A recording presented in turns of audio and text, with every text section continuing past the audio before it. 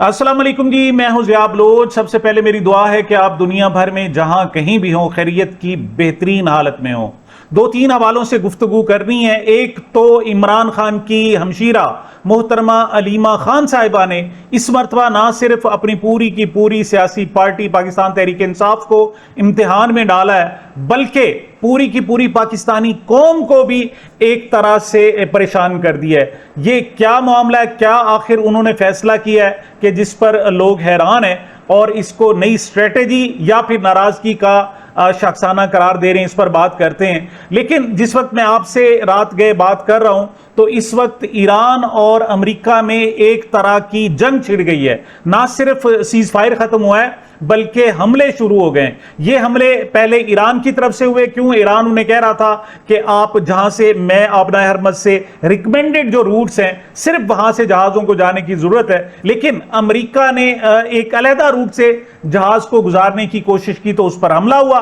पता नहीं कहां से हुआ, ईरान उसको क्लेम नहीं कर रहा, लेकिन जवाबन ईरान पर बाकायदा बमबारी शुरू हो गई है और इसको अमेरिका ने बाकायदा इसका एतराफ किया और कहा है कि हमने दोबारा बड़े सख्त किस्म के हमले शुरू कर दिए हैं। इस पर बात करते हैं। और इसके अलावा जो लाहौर का फॉरेनर वुमेन केस है, उनके साथ रेप किया गया, उनके साथ ज्यादती की गई और अगवा बराए तावान, उस हवाले से रोजमर्रा की बुनियाद पर नए हकाइक सामने आ रहे हैं, उस पर भी बात करते हैं। लेकिन आगाज करते हैं मोहतरमा अलीमा खान साहिबा से। अलीमा खान साहिबा आज फिर अडियाला जेल के बाहर पहुंची। बहुत बड़ी तादाद में, मतलब हजारों की तादाद में लोग थे जो वहां पर पहुंचे। उनमें खैबर पख्तूनख्वा से अरकान असम्बली और मिनिस्टर भी मौजूद थे, पंजाब से भी बहुत सारे लोग मौजूद थे। लेकिन इस मरतबा मोहतरमा अलीमा खान साहिबा ने आते ही उन्होंने कह दिया जी कि हमने एक ऐलान करना है, और ऐलान उन्होंने धरने के आखिर में किया। ऐलान क्या था जी? उन्होंने कहा है कि ये आखिरी हमारा धरना है, इसके बाद हम आएंगी। ये बात नहीं कि हर मंगल को हम मुलाकात के लिए नहीं आएंगी। वो कहती कि हम सिर्फ तीनों बहनें आएंगी, इसके अलावा पार्टी का कोई वर्कर नहीं आएगा, बल्कि एक शख्स भी नहीं आएगा। चूंकि वो हमारा भाई है, हम उनके लिए आएंगी, बाहर बैठेंगी, देखेंगे। अगर वो मुलाकात कराते हैं तो मुलाकात करा देंगे, लेकिन अगर कोई मुलाकात नहीं करवाना चाहते तो हम अपनी ड्यूटी करेंगे, वहां बैठेंगे और चले जाएंगे। अच्छा, उनसे पूछा गया कि ये बताएं कि आप वहां मीडिया भी नहीं अलाउ होगा। उन्होंने कहा जी मीडिया वालों की मर्जी है, वो आए या ना आए, लेकिन हम कम अज कम आएंगी। लेकिन हम पाकिस्तान जो पीटीआई के वर्कर्स हैं और उनके ओहदेदार बिन हैसुल जमात, हम तहरीक इंसाफ से कह रहे हैं कि उनका कोई भी शख्स यहां पर ना आए। अब इन्होंने ये ऐलान क्यों किया? उसकी दो तीन वजूहात हो सकती हैं। सबसे बड़ी वजह तो ये कि शायद नजर आ रहा है कि वो नाराज हैं, मतलब पार्टी को जो हक अदा करना चाहिए था वो हक अदा नहीं किया जा रहा। अच्छा, ये भी है कि कहा जा रहा है जी कि बड़े जुल्म है, बहुत ज्यादती हो रही है, चूंकि डराया जा रहा है, धमकाया जा रहा है और मुकदमात दर्ज किए जा रहे हैं, बंदूक चला देते हैं। ये बात भी दुरुस्त है, मतलब इसको ये माना जाना चाहिए। खासतौर पर पंजाब में बड़ा जुल्म और ज्यादती की जा रही है, लेकिन खैबर पख्तूनख्वा में तो इनके पास मराहत हैं और वहां मिनिस्ट्री है, उनके पास तमाम के तमाम इख्तियारात हैं, वसाइल हैं, सब कुछ है। लेकिन इमरान खान के लिए बात नहीं हो रही। वहां इंजॉय किया जा रहा है, अपने स्टेटस इंजॉय किए जा रहे हैं, नए नए मराठी कानून बाकायदा मंजूर किए जा रहे हैं, लेकिन वो जो बुनियादी मकसद था कि इमरान खान की रिहाई के लिए आपने बात करनी है, वो भी नहीं की जा रही। बल्कि अली अमीन गंडापुर के दौर में तो दो तीन मरतबा उन्होंने बड़े किस्म के एहतजाज किए, लेकिन नए जो वजीर आला आए हैं सुहेल आफरीदी, उन्होंने आते तो बड़ी बड़के लगाई कि जी मैं इश्के इमरान में मारा जाऊंगा, लेकिन अमली तौर पर वहां कोई अफादियत नजर नहीं आ रही और कोई एक्टिविटी नजर नहीं आ रही। और साथ चूंकि इमरान खान की बहनें आकर हर मंगल को एहतजाज कर लेती हैं, वहां धरना देती हैं, कारकुन इकट्ठे होते हैं, तो पीटीआई की तरफ से फर्ज कफाया अदा हो रहा है। तो जनाब जो खैबर पख्तूनख्वा की हुकूमत है वो भी कहती है देखें जनाब एहतजाज तो हो रहा है, हम भी तो वहां पहुंचते हैं, हर मंगल को जाते हैं। तो ये फर्ज कफाया आज अलीमा खान साहिबा ने खत्म कर दिया। एक बात याद रखें, फर्ज कफाया क्या होता है?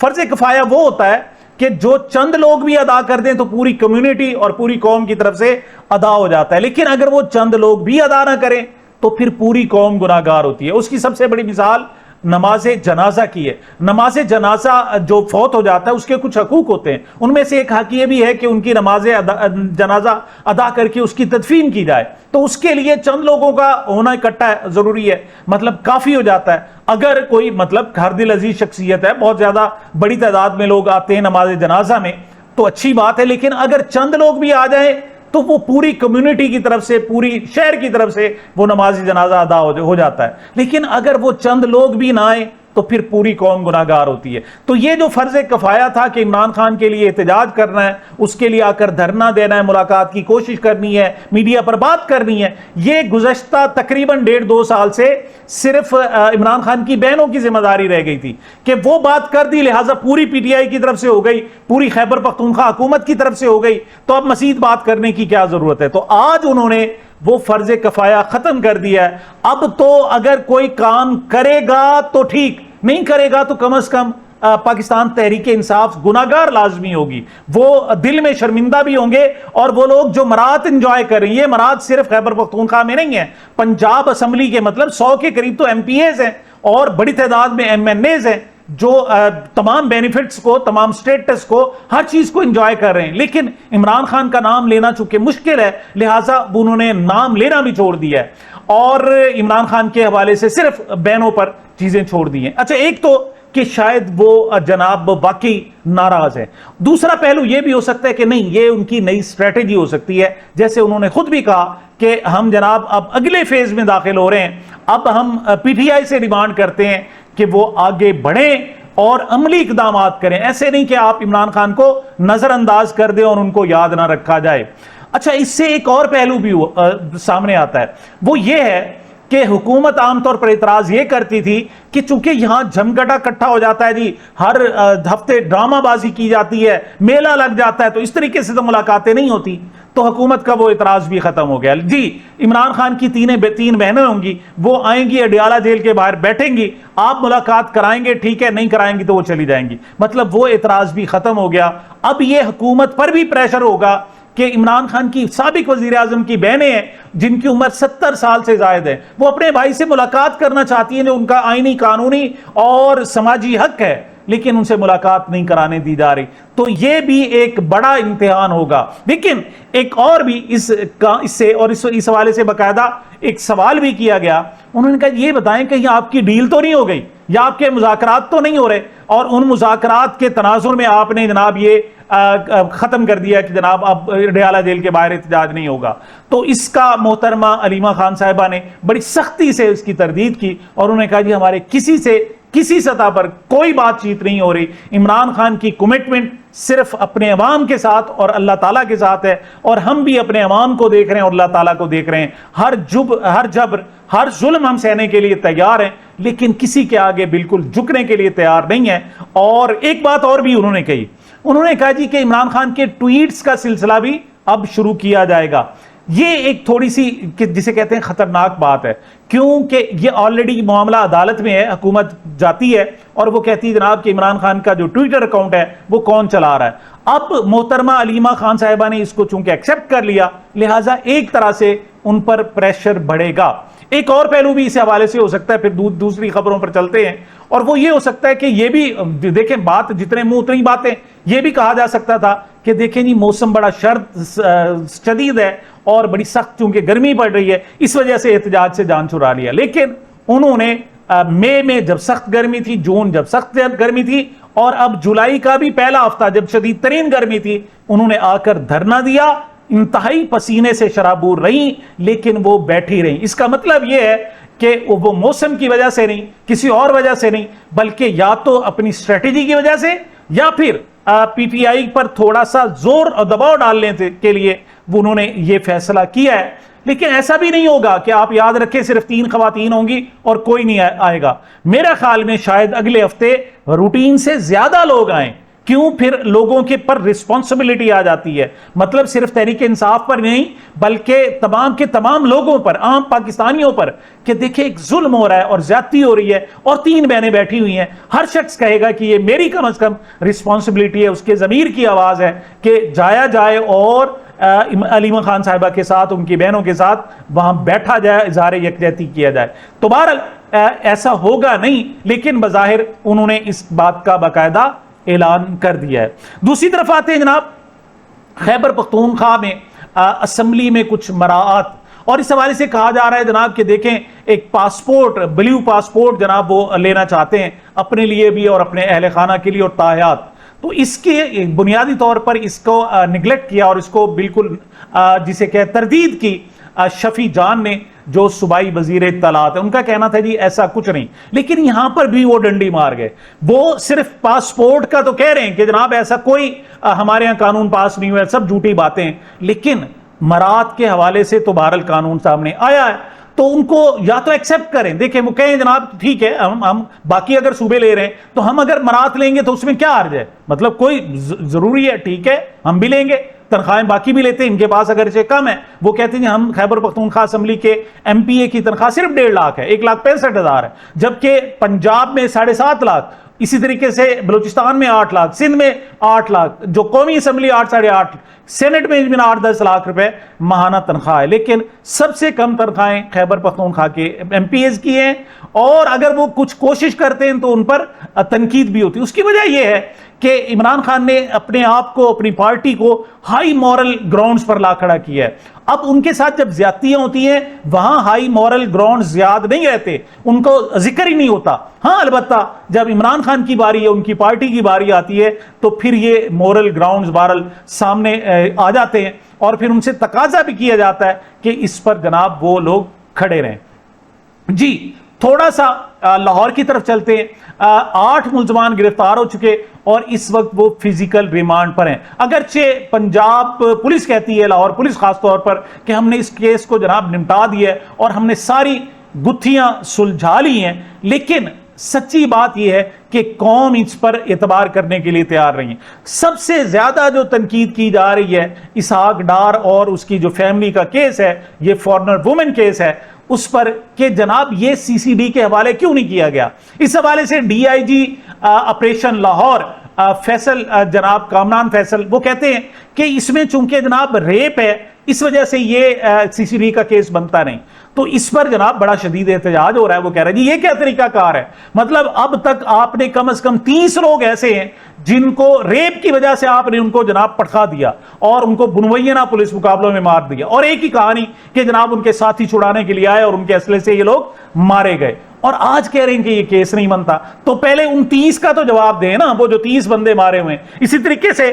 ریپ کیسز ہی تو تھے نا کہ جس کی وجہ سے نیفے میں پستول چلتے تھے، اگر وہ ریپ کیسز نہ ہوتے تو پھر نیفے میں پستول کیسے چلتے؟ تو یہ بھی کم از کم 3 درجن واقعات ہیں۔ تو یہ سی سی ڈی کہاں جواب دے گی؟ اس کا جواب انہیں دینا پڑے گا، یا پھر آئندہ کے لیے اس طرح ماورائے آئین جو قتل غارت گری کا سلسلہ خاص طور پر پنجاب میں شروع ہوا، اب تک 1200 کے قریب لوگوں کو ماورائے آئین یعنی ایک فرد واحد یا 2-4 لوگوں کے ڈیسیژن پر ان کو باقاعدہ ان کی جان لی جا چکی ہے۔ تو اس حوالے سے ان کا نہ صرف جھوٹ پکڑا گیا ہے بلکہ اس حوالے سے سوالات بھی جنم دے رہے ہیں۔ اس کے علاوہ جناب اہم بات کہ آخر اسحاق ڈار صاحب کو استعفیٰ کیوں نہیں دینا چاہیے؟ بہت بڑے صحافی ہیں جناب جو ویسے تو ایک لمبی گز کی زبان جناب وہ نکال کر باتیں کیا کرتے تھے، لیکن اب اپنی باری آئی ہے تو وہ خدا نہ خواستہ کہتے ہیں جناب، مطلب خدا نہ خواستہ جناب وہ بگ باس ہو تو کیوں نہیں ہو سکتا جناب؟ اب ان کی جب باری آئی ہے تو اب اس کے استعفے کی مخالفت کی جا رہی ہے۔ مطلب صورتحال یہ ہے کہ عمران خان اگر جیل میں موجود ہے اور باہر کوئی بھی کام ہو جائے تو اس کا ذمہ دار عمران خان ہوتا ہے، حالانکہ وہ جیل میں بیٹھا ہوتا ہے، لیکن یہاں خود وہ نائب وزیر اعظم ہیں اسحاق ڈار صاحب اور وزیر خارجہ ہیں، اور جناب خاص طور پر انڈکلیئرڈ وہ وزیر خزانہ بھی ہیں، کیونکہ جو کمیٹیوں کے صدارت ہے، سربراہی ہے، وہ اسحاق ڈار صاحب کے پاس ہے، لیکن ان کے استعفے کی جناب مخالفت کی جا رہی ہے، حالانکہ اس میں منی لانڈرنگ انوالو ہے۔ اور منی لانڈرنگ مطلب چھوٹی موٹی، پہلے شروع میں تو $19,000 جی $20,000، پھر پتا چلا جناب نہیں جی یہ $15 لاکھ تھے، پھر پتا چلا جناب $25 لاکھ، اب تو کروڑوں ڈالرز کی بات ہو رہی ہے۔ تو اب یہ کروڑوں ڈالرز جب انوالو ہوں اسکینڈل میں تو ایف بی آر کو چاہیے اس کی تحقیقات کرے، لیکن ایف بی آر کی یہاں تحقیقات نہیں ہوگی۔ اور اس کے اوپر کون بیٹھے ہوئے ہیں جناب؟ ایف بی آر کے اوپر ڈپٹی وزیر اعظم بیٹھے ہوئے ہیں۔ اسی طریقے سے ان لڑکیوں کو جو ویزے جاری کروائے گئے اس میں کون کون ملوث تھا؟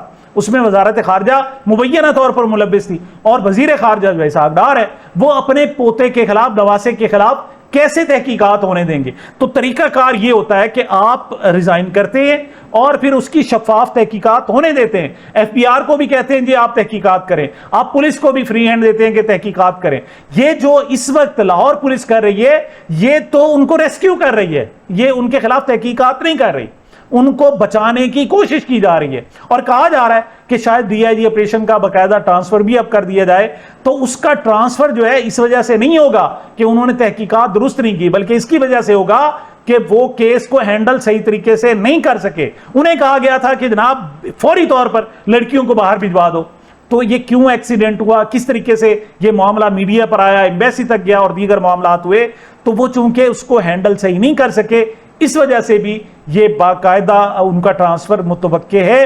اور روزانہ تقریباً روزانہ وزیر خزانہ اور وزیر خارجہ اور نائب وزیر اعظم اسحاق ڈار پر بھی پریشر بڑھ رہا ہے کہ وہ مستعفی ہو جائیں۔ جی اس وقت جناب جب میں آپ سے بات کر رہا ہوں تو جناب ایران کے مختلف علاقے، اگرچہ ساحلی علاقے ہیں، وہاں پر بمباری کی گئی ہے، اگرچہ رات گئے تک نقصانات کی اطلاع نہیں، لیکن امریکہ نے باقاعدہ اس کو اون کر لیا۔ وہ کہتے ہیں چونکہ ایک آسٹریلیا کے جہاز پر نامعلوم سائٹ سے چونکہ کچھ میزائل آ کر گرے اور اس کو نقصان پہنچا، تو نامعلوم مقام سے جو بھی کچھ آئے، ڈرون آئے، کچھ اور آئے، تو کوئی گولی بھی چلے تو وہ ایران کا الزام اس پر دھر دیا جاتا ہے۔ تو کہتے ہیں ہم نے اس کا بدلہ لیا ہے اور ہم نے مزید شدید حملے شروع کر دیے۔ اچھا اس میں اہم بات یہ ہے کہ یہ حملے اس وقت ہو رہے ہیں جب علی خامنائی کی جو میت ہے وہ ایران سے اس وقت جناب قم شہر میں اور عراق کے مختلف شہروں میں وہ پہنچا دی گئی، اور وہاں پر